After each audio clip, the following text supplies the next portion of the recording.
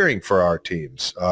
Eagles 15, Bears 24. The Bears are rocking and rolling, man. They are. The Bears are rocking and rolling, man. Ben Johnson's got those guys fighting and playing good football. And he's taking his shirt off in the locker room. How about it, man? The guys are going fucking nuts. Golly, man. Those guys are fighting for that. That's how you know when you get a coach that comes in that just – he's relatable to all the guys, gets the guys to fight for him, man. It's a hard thing to fucking do, and there's a special, like, madness to it that you have to be great at, and some guys got it. And right now he does, man. Listen, and we've had it in Philadelphia. Nick Sirianni has had that. Like, that's what's frustrating. Like, I think right now the Eagles are trying to figure this thing out. They're trying to get this offense going, and it's, playing the Bears, who really, they're clicking on all cylinders right now. They're playing so well. Their offensive line was rolling. Their running backs are running hard. And you can feel that energy and excitement the team has. And the Eagles, we're 8-4, right? We've had a great season. And I know that it hasn't lived up to the potential, especially on the offensive side of the ball. The defense has been great for the majority of the season. But you can tell, man, they want to get this thing figured out. And everybody's frustrated. And the good thing is we've put ourselves in a situation where being an 8-4, like, all we got to do is just keep fucking working, man. Keep grinding it out. Keep asking ourselves how we can improve it. Coaches, players, everybody. I still think they got the pieces there. I still think they got the offensive weapons. Yeah, the offensive line is starting to get some continuity in playing together. They're going to be helped. That's the thing, man. Yeah, that's tough. Lane Johnson coming back will be huge, even though Fred has done well, especially in pass pro. I think the run game is close. I really do. I know it hasn't manifested yet. And it's frustrating watching because it can be so much better. I think it's getting closer. I think that with the health that is starting to come, it'll only improve. And that's what makes the run game so hard, man. And when it's clicking and everybody is on the same page, it's the best. And you got these guys, look out. But right now it's, it's this guy here, it's that guy here, it's, this guy doesn't come off for the linebacker, and that is a difference in a huge run. The safety rolls down and is unhatted, and that kind of ruins this one. They're bringing nickel edge. That stalls out a couple runs, and then all of a sudden they run into it and they get a big one. And, it's just been frustrating, especially as a guy who knows how much time those guys put into it up front, how great Saquon Barkley is, how great Jeff Stoutland is. It's been frustrating to watch, to be honest with you. But I do think it's getting closer. And I think once that thing gets going, if there's a positive to take away, A.J. Brown's starting to get the ball in the passing game feels like it's getting better. And you're seeing the routes now move around more than they were earlier in the year. Like, that was a big complaint everybody talked about, the route trees and all this stuff that I don't, quite frankly, look as much into a lot of the times. But it's very apparent that they're making a concerted effort to get players moving in different areas and not being as stagnant in the area in which these guys are running routes, I guess, if that makes sense. No, it 100% does. And it makes life on being a receiver so much easier. That's the one thing when you watch the Chiefs play, you see me moving around all the time. I'm moving from one side of the line to the other side of the line. And it's like, what that does is for the defense is it changes passing strength. It changes rules on how they're going to pass off routes. It changes rules on how they have to fill gaps. So get the defense thinking fast, and all of a sudden you're snapping the ball while they're still trying to figure out how they need to adjust. And if you use that to your advantage, that shit's only going to make things way easier as a route runner and as an offense. That was one thing that really stood out with the Bears, I will say. Ben Johnson and how he utilizes the motions and guys moving around, he's just so good at it. Yeah, and they got a lot of good tight ends over there, man. So and a good run game. And that's where the defense obviously gave up a lot of yards on the ground. Their offensive line, the Bears offensive line played well. Like, I don't want to discredit them, but watching the tape back, like, there was a lot of just like, we just need to fit this a little bit better, right? Like, we got to handle this motion. If we're in the right spot here, if we squeeze down, don't play the boot as much here. Like, it was a lot of that stuff where it felt like this defense is better than the way they played and what the stats looked like at the end of the day. So I felt good after watching the tape. We just got to improve in some of those areas. But I was impressed. For instance, like they motioned a double wing right into the boundary, right? So tight end receiver into the boundary. They did like a jet motion with the receiver. We rock and roll, right? So reads down to the tight end on the motion. the safeties decide to rock and roll, meaning Reed goes back to the middle of the field and the other safety goes down to the 3-by side now. And the corner's got to come in now. All of a sudden, now he's fitting the C gap.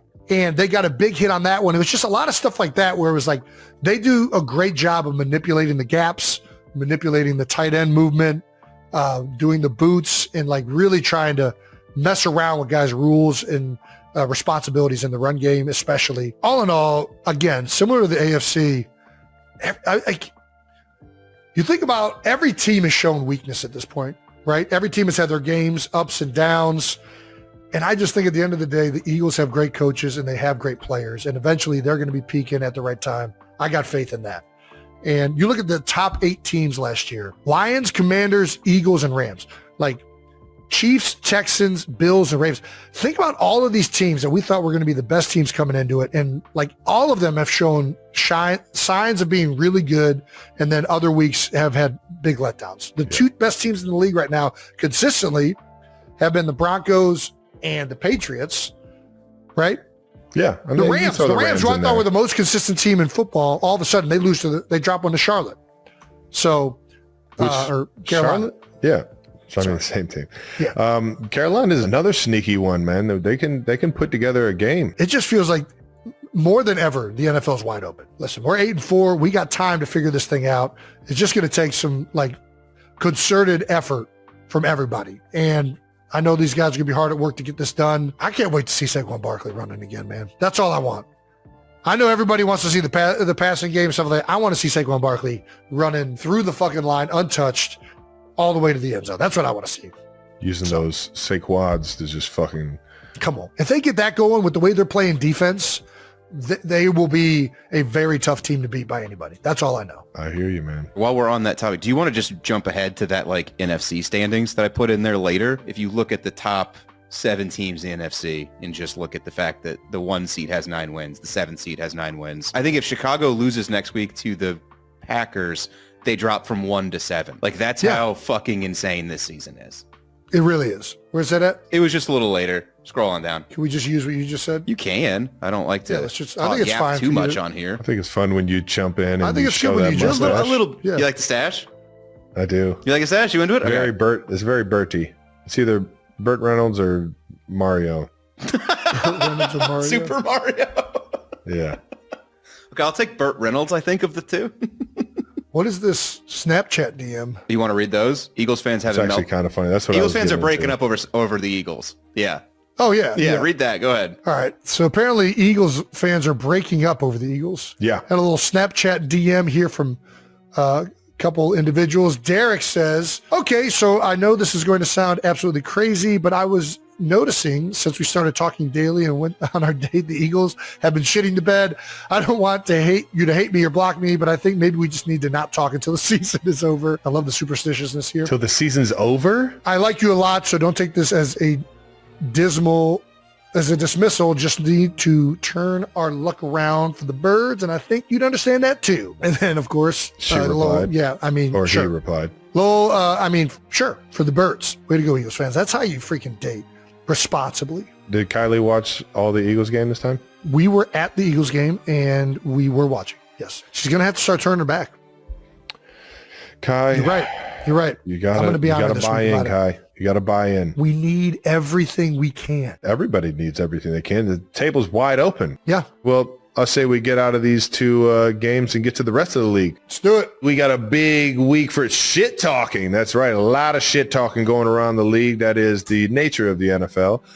Some of the best parts of the NFL, if you ask me. Yep. Titans Jags, though, had some, it got a little personal over there, man. Jeffrey Simmons claims that Jaguars rookie running back, LaQuint Allen Jr., told him to suck his dick in the middle of the game. No. Man. Jeffrey seems pretty standard trash talk to me. Like I feel like I've heard that a bunch. Just saying. Like I don't. No, for sure. Suck my dick, motherfucker. Like I feel like I hear that every game. I don't think that's what are we all of a sudden upset about. Yeah. Jeffrey Simmons is a guy that gets very upset in games. He's an angry football player, which I like angry football players. Yeah. I'm pretty sure at one point I was at the bottom of a pile and he was grinding his knee into my ankle. Yeah. No, I looked over. I was like, what the fuck? Yeah. He was like, what? I was like, suck my dick.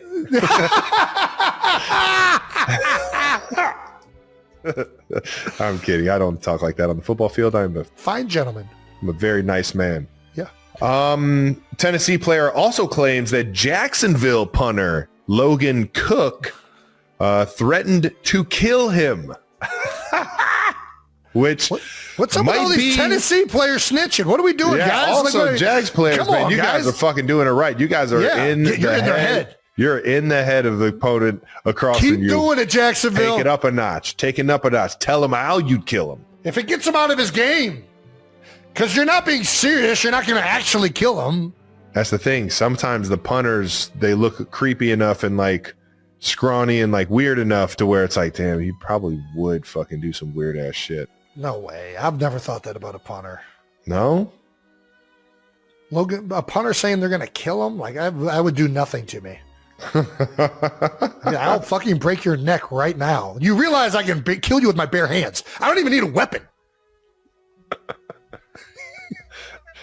McAfee's going to fucking beat your ass. I would not want to fight McAfee. McAfee's a squirrely son of a bitch. You're right. McAfee would be one guy. Who else wouldn't I want to fight? Sebastian Janikowski. I was going to say. You don't want to fight him because you just want to have a few beers with him. Yeah, but he's going to headbutt me or something. He's going to come out as a left field with something I'm not ready for. He's going to Steven Seagal fucking. Imagine if that hit your neck, what that'd do to you. Listen, I think that there's a very clear, as long as nothing being said is either racist in nature or attacking somebody's family that's not playing the game, I feel like it's all fair game. It's all fair game? Yeah. If somebody says I'm going to fucking kill you, like, I'll fuck kill you. Like, I don't know what it's like. I don't know what the... Not if I kill you first. I've never heard somebody say I'll fucking kill you and be like, this guy just threatened my life. I'm going to report him to HR. I don't know what's... like, what are we talking about right now? Yeah. Did you just hear him? He's threatening my life. He told me to I don't know what's happening right now. He told me to put his dick in my mouth. He said, get this. He told me to S his D. I think that should be a 15-yard penalty, sir. To S his D. I don't know. Maybe in my 2 years removed from the NFL, talking shit to people is all of a sudden off limits, but I feel like both of those things happened a litany of times, and most of the time, no one is literally saying to suck their dick. Like, I don't know what's happening. I will tickle your tonsils. Suck my dick, yeah. You'd like to tickle my tonsils, wouldn't you? Host a college football playoff game, this is tough, man. It's tough on Ole Miss. It's tough on the players because Lane Kiffin's going to want to take everyone from his staff that has made him, the head coach that he is today, that has helped ingrain in the kids at Ole Miss that, this is the style of football that we need to be playing. And I get it if you're Lane Kiffin. I mean, there needs to be some sort of rule by the NCAA that you can't start looking for new job opportunities until after the season, because Ole Miss is going to go into college football with someone's dad as a fucking helper. You know what I mean? Like, you don't just have extra coaches on the practice squad. You know what I mean? Like, you have GAs and you have guys that aren't going to get invited with Lane to Ole Miss, and you're just going to have to gather up people from around the university or however you need to do it. We were at the fucking Sugar Bowl with guys' dads helping with personnel on the sidelines. I don't remember that. Really? Dude, what? Who else did we have? We had fucking GAs helping. No, we had everybody other than BK. We had everybody other than BK stayed for the game. Right? There might have been one other person that went with BK. Oh, you know what? I'm thinking of when Butch left. Yeah. When Coach Jones, when Coach Jones left, we had literally guys.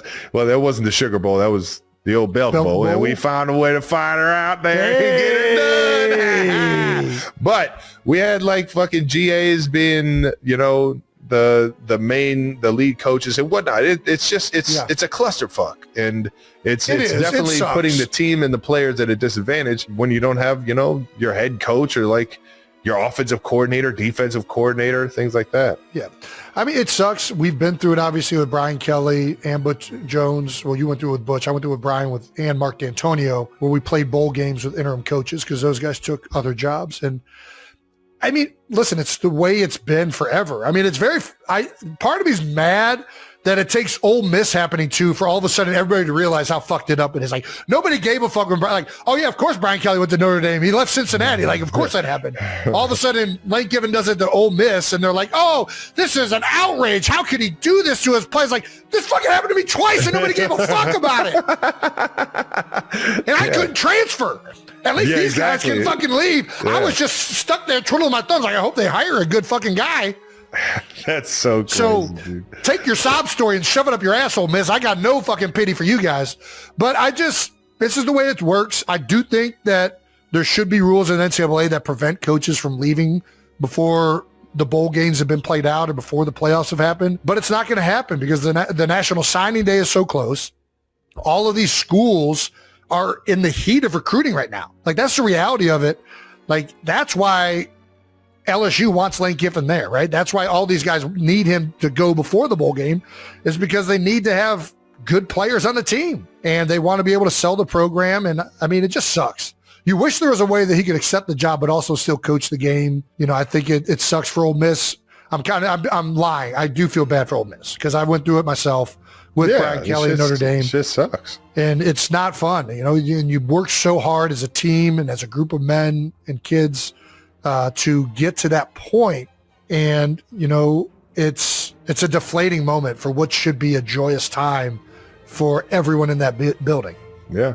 And at that university right now. And, you know, we were undefeated, our best year that we've ever had at Cincinnati to that date. We were, I think it was 2 seconds or 3 seconds away from going to the national championship. If Nebraska would have found out a way to beat Texas, and Dominican Sue, if he would have got to the quarterback one more time, we might have been. It came down to a rollout. We call it a heave ho in our building, but it's a play where you try and roll out and you try and exhaust the last seconds of the game by throwing it as high and as far out of bounds as possible. Yeah, and Texas did that at the end of the game, but they were 1 second away from giving the ball back.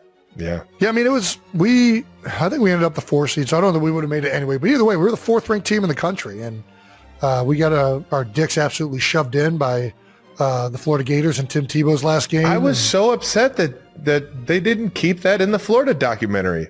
I didn't see that. You didn't see the Florida doc? I didn't watch it, no. It's about Urban Meyer and those couple of years, those handful of years that he was there at the Florida Gators, and when Tebow came in and had some dogs. Just how amazing that those teams were and how they fought and the ups and downs that they went through, and it was cool. But then they ended it with the regular season ending at the SEC, and it's like, that's not how their season ended.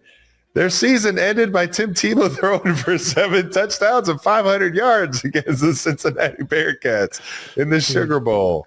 We got absolutely fucking killed. We were and to be honest, like, it sucked not having Brian Kelly, but I can tell you very confidently it would not have mattered if Brian Kelly was coaching that game. We were so much less talented than that. I ran a little wildcat in there. Got my 2 plays in there. We did. I didn't get into. I made Carlos Dunlop's highlight reel on draft day because I gave him a sack. Yeah.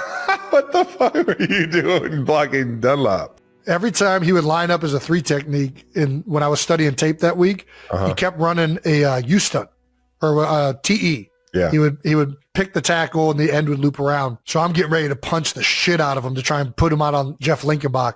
Yeah. And right when I go to punch, he hit me on an inside spin move so fast. I was like, oh, they aren't doing this in the Big East. So yeah, that wasn't good. Tony got crushed on that play. Sorry, Tony Pike. Shout out to Los. Yeah. Anyways, it sucks. It's the way it has been for a long time in football. It is kind of funny to me that, like, now they're like a bigger program. It's happening to them. I'm supposed to care more than when it happened to me and you 2 and 3 times, and happens to little small universities all the fucking time. Yeah. Ole Miss fans had his clothes in the parking lot by the end of the day. It was hilarious, dude. The fucking fans outside the private jet, dude. Oh man, it was good. It's good. Well, sorry that you're going through it, Ole Miss. I know what you're going through. It sucks. Can't wait to see Ole Miss versus LSU next year, though, baby. Here we go. Well, they're still got some playoff games going. Yeah, but at the same time, it's like that's all you want to see. I want to see Lane Kiffin have to go what back to LSU. What if they play better? What if they play better? Is there an interim coach? Is he for sure going with Lane Kiffin? No, I think their season just ended. Well, no, they're going to the playoffs, aren't they? Isn't that why this is a big deal? Yeah, they are. You're right. We have no idea. Yeah, maybe Pete Golding does really well, and they offer him a bunch of money. Their special teams long snapper father is actually going to be doing defensive signals for them in the playoffs. It'll be great. I mean, I think SEC has a little more resources than we had in Cincinnati to handle just coaching. Bring Eli back. Eli, go take charge for a college football playoff. That's great. Just get somebody in there that fucking represents the program. All right, let's wrap up football with some of these stamps of the week. Stamp of the week brought to you by Audible. It's an amazing app. It's an amazing platform to learn, be entertained, you name it. A lot of good stuff on Audible. All right. Nice. Nominees for Stamp of the Week. We got Giants holder Jamie Gillen for making the best out of whatever that was. I mean, he's the reason that happened. Is this the field goal kick? This is the kicker where he kicked the turf. The snapper was actually, the ball slips when he puts it down and he has to readjust it. And I think it spooked the kicker. I do think he also just fucked up, though. Even if you see that, why do you do that? I think that lead step's just a little too far out in front of that football. He's got to, because when you get too far out in the football, now you got to be steep at the ball. Yeah. And I think you got to, you got to, and then you got to bring that left hip out of there. He kept it a little too far closed in, and now you're really getting down there. You're not allowing yourself to get through the ball. Yeah, you want to keep that lead step right even or a little bit behind us so you can get through the ball. Get through the ball. Either way, I'm not giving Jamie a Stamp of the Week because it wasn't a great hold. Puka Nakua for this insane catch. Taylor Swift and Travis Kelce's romance is the kind of story that invites you to lean in and listen closer. Because it doesn't demand your attention with theatrics, it earns it with sincerity. Their journey began with the quiet magic of serendipity, a meeting that seemed almost accidental at the time, but now feels like a thread woven by fate itself. Travis, a force of nature on the football field, was known for his swagger and quick wit, but behind the bravado was a man who valued real connection over fleeting attention. Taylor, with her uncanny ability to distill complex emotions into timeless lyrics, recognized in Travis a kindred spirit, a person who understood the difference between being seen and being truly known. There was no grand announcement, no viral video, just a few shared glances and whispered conversations that slowly grew into something undeniable. What captivated the fans wasn't a parade of public displays, but the subtle signals. Taylor smiled when his name came up in interviews. Travis's offhand remarks about love and destiny, the way their worlds seemed to overlap in unexpected ways. It felt like a puzzle coming together in real time, each piece falling into place with a satisfying click. As they navigated the early days of their relationship, Taylor and Travis seemed almost conspire with their supporters, dropping breadcrumbs while keeping the heart of their story private. Social media became a treasure hunt for clues, with fans analyzing every lyric, every sideline interaction, searching for the next sign that this was more than just a fleeting spark. Yet, even as speculation mounted, the couple refused to let the noise drown out the signal. They built their foundation away from the spotlight, choosing late-night walks and quiet dinners over red carpet appearances, nurturing something that felt both fragile and unbreakable. When they finally stepped into the public eye as a couple, it was with the quiet confidence of people who had nothing to prove. There was Travis in the audience at Taylor's concerts, caught on camera singing along, eyes only for her. There was Taylor in the stands at Arrowhead Stadium, bundled against the cold, cheering like any other fan, her presence making the ordinary extraordinary. These weren't scripted moments. They were glimpses of real, lived-in joy, and that authenticity made their story irresistible. The engagement announcement was a study in modern myth-making. Rather than orchestrating a media blitz, Taylor and Travis let the story unfold organically.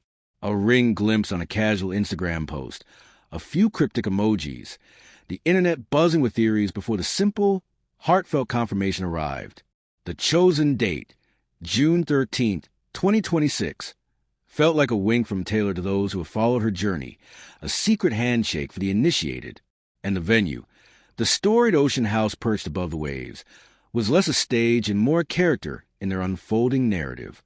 The rumor that Taylor had outbid another couple for the wedding date could have soured the fairy tale, but the reality was better, a gesture of generosity, an offer of a dream honeymoon, softening what could have been a hard-edged headline into something warmer and more human. As the wedding approaches, the sense of anticipation is almost cinematic. Designers vie for the honor of crafting Taylor's dress. Musicians whisper about surprise performances, and the guest list reads like a who's who of two intersecting worlds. Will Travis's teammates trade touchdowns for twirls on the dance floor with pop royalty? Will Taylor pen a song for the occasion, a melody only he will hear before the world claims it as its own? The questions swirl, but the couple remain the eye of the storm, unruffled by the frenzy. At the heart of it all is the sense that this is not just a celebration, but a culmination, a moment where two extraordinary lives find common ground. Taylor's nearby home, long a sanctuary from the relentless gaze of fame, promises a retreat for friends and family, a reminder that even the brightest spotlight cannot penetrate every corner of a well-guarded heart. What makes this story so compelling is not just the star power, but the sense of possibility. In a culture that often treats love as spectacle, Taylor and Travis have rewritten the script, showing that intimacy can be heroic and that the real fairy tales are written in quiet moments away from the cameras. As the world counts down to June 13th, the fascination is about more than just the dress or the guest list. It's about hope. The hope that in a world obsessed with the fleeting, there are still stories that endure, that even under the relentless pressure of fame, two people can build something real. Their love isn't performance. It's a promise, and that promise, more than any headline, is what keeps us coming back for more.